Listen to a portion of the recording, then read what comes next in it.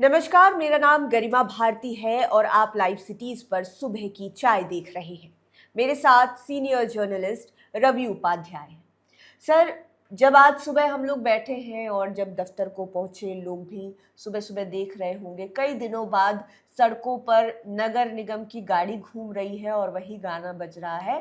गाड़ी वाला आया, घर से कचरा निकाल, झाड़ू लग रहा है, सफाई हो रही है, हड़ताल खत्म हो गई है। किन बातों पर राजी हुई सरकार और सफाई कर्मियों के बीच में, किन बातों पर सहमति बनी? देखिए, पटना नगर निगम के क्षेत्र में बीते 8-9 दिन से जो हम देख पा रहे थे, एक सप्ताह से ज्यादा। हाँ, निश्चित रूप से नहीं, एकदम स्पेसिफिकली हम बता रहे हैं आपको, हमको याद पड़ रहा है कि इतने दिनों से। और निश्चित रूप से आपको ये समझ लीजिए, घर के बाहर, गली के चौक चौराहे मोहल्ले में कूड़ा का अंबार लगा हुआ था और बारिश हो रही थी। जी। उसमें कचरे की क्या स्थिति होती है, बज बज कर रहा था, वो दुर्गंध यहाँ निकल तक रहा कि था। बांकीपुर चुनाव के दिन भी। बिल्कुल, तो ये आप समझ लीजिए कि बहुत ही बुरी स्थिति, दयनीय स्थिति थी। हालांकि सीता साहू जो महापौर हैं, वह लगातार हड़ताली कर्मचारी जो थे, उनसे, जो उनका प्रतिनिधिमंडल था, उनसे वार्ता कर रही थी, लेकिन वह मान नहीं रहे थे। हालांकि सीता साहू ने कहा था बीते दिन कि बातचीत लगभग तय है। सरकार पर उन्होंने कहा था, नगर विकास मंत्री नीतीश मिश्रा हैं,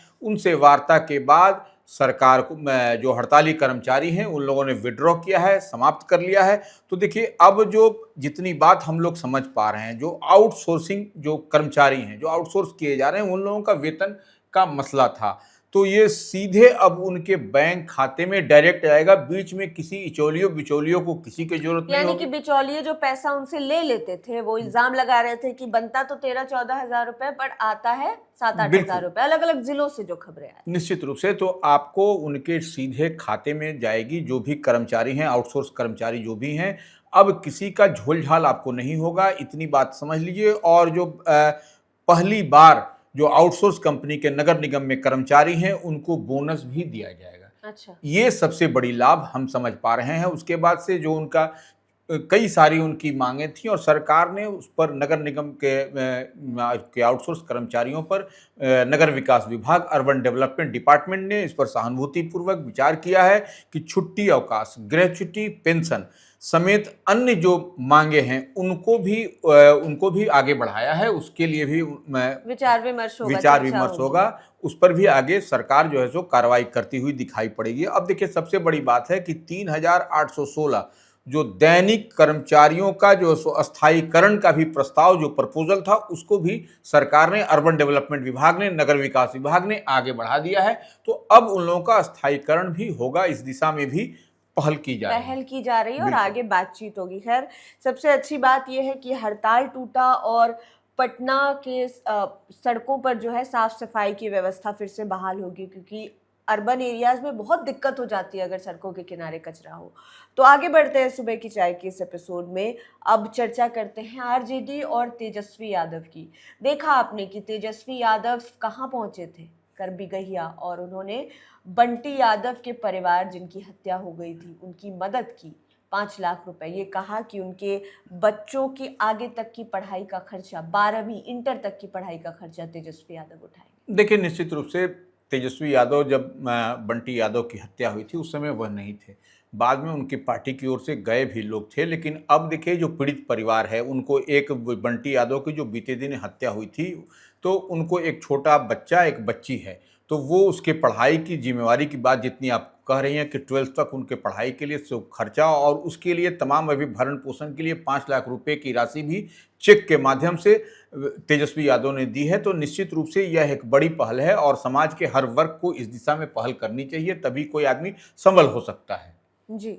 इसके अलावा भी आरजेडी खेमे से खबर आ रही है, क्योंकि हम और आप जानते हैं कि बांकीपुर उपचुनाव में आरजेडी का प्रदर्शन बहुत खराब रहा एक पार्टी के तौर पर। और इन दिनों आरजेडी के भीतर जो चल रहा है, खास तौर पर बात करिए भाई वीरेंद्र या फिर शक्ति सिंह यादव, ये सब वरिष्ठ नेता हैं, बड़ा ओहदा भी रखते हैं और काफी अनुभव भी है इनके पास में। इसके बाद भी बहुत कलह हो रहा है, और क्या कुछ फैसला लिया गया इन सभी चीजों को लेकर आरजेडी के? निश्चित रूप से आरजेडी जो मुख्य विपक्षी पार्टी है, तेजस्वी यादव इसके राष्ट्रीय कार्यकारी अध्यक्ष हैं।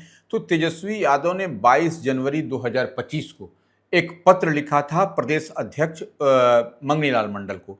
उनका जो परामर्श था, उसके परामर्श को देखते हुए तमाम जो है सो मंगनी लाल मंडल ने जो भी है पार्टी के जो भी प्रकोष्ठ है, जो इकाइयां हैं, उनको जो है सभी स्तर पर सांगठनिक जो स्ट्रक्चरल जो ढांचा है उनका, जो उसमें यूनिट्स थे जो अलग-अलग। यूनिट्स थे उसको जो है सो भंग कर दिया गया है, जिला की हो, प्रखंड की हो या पंचायत की हो। यानी अब ये नए सिरे से बनेगा, फिर नए से? सिरे से बनेगा। और इस पर तेजस्वी यादव जो राजद के राष्ट्रीय कार्यकारी अध्यक्ष हैं, उन्होंने 22 जनवरी 2025 को ही लिखा था, बताया था। तो अब देखिए इनको ये लोग देखा जा रहा था। अब जो है सो राजद के अंदर एक बड़े बड़े जब नेता आमने सामने जूझ रहे हो, लड़ाई लड़ रहे हो, तो ये क्या है। शक्ति यादव की बात देख लीजिए, राजद के मुख्य प्रवक्ता हैं, प्रखर वक्ता भी पार्टी की ओर से उनकी पहचान है। लेकिन भाई वीरेंद्र जो मनेर से लगातार जीतते आ रहे हैं, मनेर वह किसी को देखिए, भाई वीरेंद्र बेबाक बोलते हैं, इतनी बात जान के रखिए। और जितनी बात भाई वीरेंद्र ने ऑन कैमरा कहा शक्ति यादव के लिए, वह हम लोग बिलो द बेल्ट बात है, हम लोग नहीं ऑन कैमरा बोल पा रहे हैं। लेकिन इतनी बात मान लीजिए कि पार्टी के अंदर सब कुछ सहज नहीं है। आपने देखा भी कि बीते दिन तेजस्वी यादव पार्टी कार्यालय पहुंचे, तमाम तरह का मंथन चिंतन हुआ और पार्टी के अंदर जो भागम दौड़ और भगदड़ की जो स्थिति बनी हुई है, आपने देखा किसी शक्ति यादव के कारण जो है सो मृत्युंजय तिवारी को पार्टी छोड़ना पड़ा। तो अब ऐसी बीजेपी में चले गए। बीजेपी में चले गए। और वही नहीं, आपको एक और समझ लीजिए कि इसी तरीके से पार्टी के कई नेता आपको देखा गया कि आरजेडी छोड़ के जाते हुए टाटा बाय बाय कर हो गया आरजेडी से, निश्चित रूप से। और पार्टी अब पिछड़ती जा रही है। आपने देखा कि बांकीपुर विधानसभा के उपचुनाव में जो मुख्य विपक्षी पार्टी है राजद कहीं दिखाई नहीं पड़ी। दूसरे नंबर पर भारतीय जनता पार्टी आई, प्रशांत किशोर जीत के आए। आरजेडी जो जिसको स्ट्राइक करना था और अपने जो इंडिया ब्लॉक है जो महागठबंधन में, उसको भी अपने पार्टी के अपने जो उस किसी को सहेज करके नहीं रख सकी, न कांग्रेस को, न वाम दल को, न सन ऑफ मल्लाह मुकेश सहनी को। कम्युनिकेशन गैप बढ़ा है। निश्चित रूप से कम्युनिकेशन गैप तो है ही है। तभी तो ये स्थिति परिस्थिति बनी कि उनके झंडे के नीचे जो इंडिया ब्लॉक का झंडा है वह बांकीपुर विधानसभा के उपचुनाव में मुकम्मल तौर पर एकजुट होता हुआ नहीं दिखा, जिसका खामियाजा पार्टी को दिखाई पड़ा कि आपकी जमानत भी जब्त हो गई। जी, इसके अलावा बात करेंगे उपेंद्र कुशवाहा के बेटे दीपक प्रकाश की। चर्चा खूब हो रही थी, लेकिन अब पक्का है कि दीपक प्रकाश को मंत्री पद से कोई हटा नहीं सकता है। देखिए निश्चित रूप से यह उनका मामला आपने देखा था कि सुप्रीम कोर्ट तक चला गया था, जो न्याय का सबसे सर्वोच्च मंदिर होता है वहां पर इस मामले को। तो अब उसी को लेकर के आपने देखा कि भारतीय जनता पार्टी से जो बिहार विधान परिषद के सदस्य थे देवेश कुमार, जो पत्रकार भी हुआ करते थे, वह उनको इस्तीफा उनसे कराया गया। और सरकार की किरकिरी न हो, जितनी बात हम समझ पा रहे हैं, तो निश्चित रूप से सरकार को जब सुप्रीम कोर्ट में जवाब देना पड़ा, उससे पहले देवेश कुमार का इस्तीफा हुआ। राज्यपाल कोटे से ही वह बिहार विधान परिषद के सदस्य थे देवेश कुमार। तो ऐसी स्थिति परिस्थिति में फिर से जो राज्यपाल की ओर से नोटिफिकेशन भी निकला, बिहार गजट भी आया, उसमें भी उनका नाम दीपक प्रकाश का आया। अब निश्चित रूप से बीते दिन आपने देखा बिहार विधान परिषद के सभापति अवधेश नारायण सिंह ने उनको अपने कक्ष में उनको पद एवं गोपनीयता की शपथ दिलाई। दीपक प्रकाश जो पंचायती राज मंत्री हैं सम्राट कैबिनेट में, उनको अब देखिए एक बात मान के चलिए कि अब जो दीपक प्रकाश जो पंचायती राज मंत्री हैं, उनका कार्यकाल माने एज ए बिहार विधान परिषद के सदस्य एमएलसी के तौर पर 16 मार्च 2027 तक के लिए मुकम्मल तौर पर फिट हो गए हैं।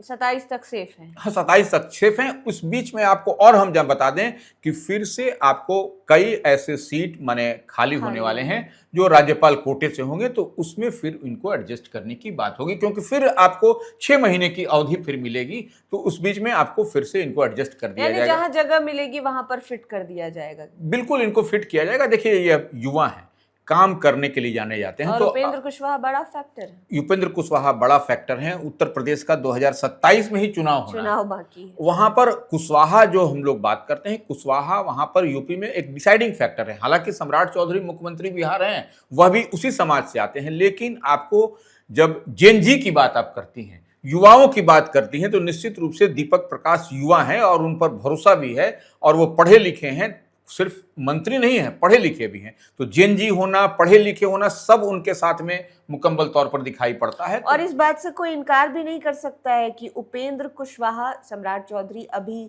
मुख्यमंत्री बने तो कुशवाहा लीडर के तौर पर अब जाकर वो उभरना शुरू हुए, लेकिन इस बात से कोई इनकार नहीं कर सकता कि अभी तक में उपेंद्र कुशवाहा सबसे बड़े लीडर थे कुशवाहा समाज के, बिहार के लिए खास तौर पर। देखिए, निश्चित रूप से आपको उत्तर प्रदेश में जैसे कुशवाहा समाज की हम बात करते हैं तो केशव प्रसाद मौर्य वहां पर बड़े नेता कुशवाहा समाज में माने जाते हैं।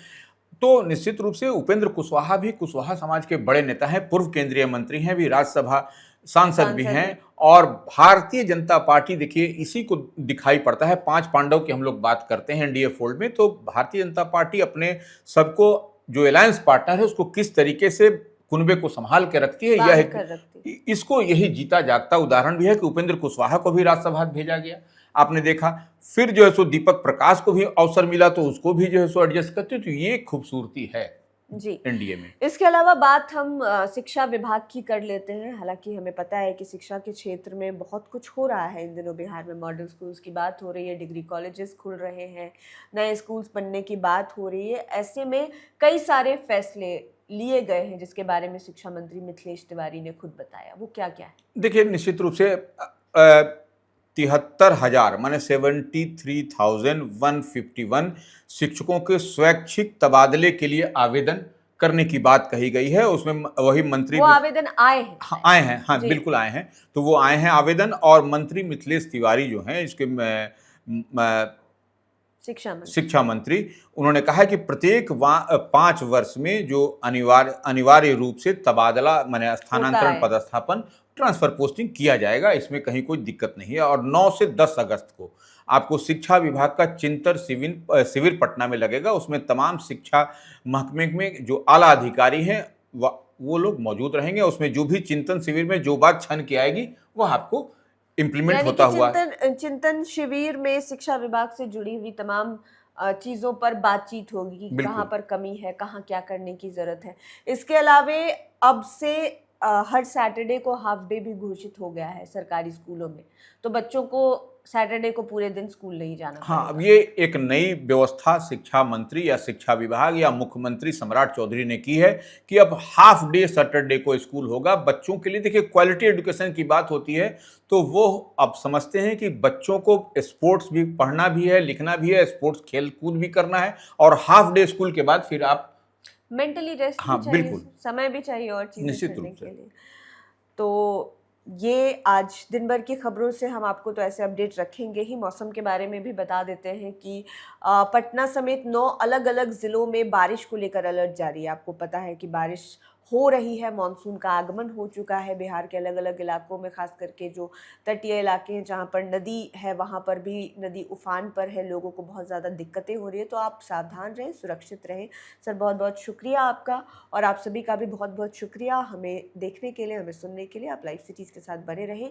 इस वीडियो को यूट्यूब पर देख रहे हैं तो चैनल को सब्सक्राइब करें, फेसबुक पेज लाइक करें। आप हमें हमारे सोशल मीडिया हैंडल्स पर भी फॉलो कर सकते हैं। धन्यवाद।